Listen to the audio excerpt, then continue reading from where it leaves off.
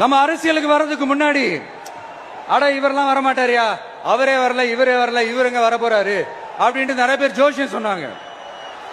அப்புறம் நம்ம கட்சியினுடைய பேர் அறிவிச்சதுக்கு அப்புறம் பேரு தானே அறிவிச்சிருக்கிறாரு, மக்கள் கிட்ட பேர் வாங்கணும்ல, அதெல்லாம் முடியாதுன்னாங்க.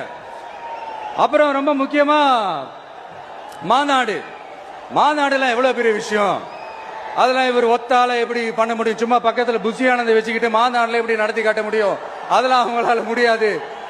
அப்புறம் மழை பெஞ்சு எல்லாத்தையும் எடுத்துரும், ஏன் என் கூட இருக்கிறவங்களே கூட தான் சொன்னாங்க. அதுக்கப்புறம் என்ன நடந்துச்சுன்னு உங்க எல்லாருக்குமே தெரியும். இப்ப புதுசா ஒண்ணு சொல்ல ஆரம்பிச்சிருக்கிறாங்க. அது என்னடானா, ஆட்சியை பிடிக்கிறதெல்லாம் அவ்வளவு ஈஸி இல்லை இல்லையா.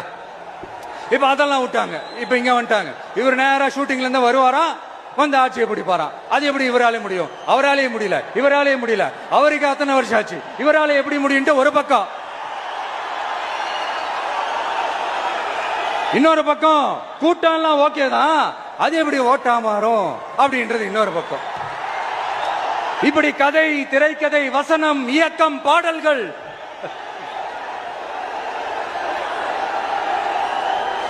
அதனால இந்த அரசியல் ஆய்வாளர்களுக்கு நான் சொல்றதெல்லாம் ஒன்னே ஒண்ணுதான், நல்லா கேட்டுக்கங்க. இந்த விஜய் ஏதோ இந்த பல லட்சம் பேர் கூடுற கூட்டத்தில் மட்டுமே இருக்கிறாரு அப்படின்னு மட்டும் தப்பு கணக்கு போட்டாதீங்க. ஏன்னா நம்மளுடைய இந்த கூட்டம் வெறும் ஓட்டா மட்டும் இல்லைங்க, வரப்போற தேர்தலில் மக்கள் விரோத ஆட்சியாளர்களுக்கு நாம வைக்க போற வேட்டா.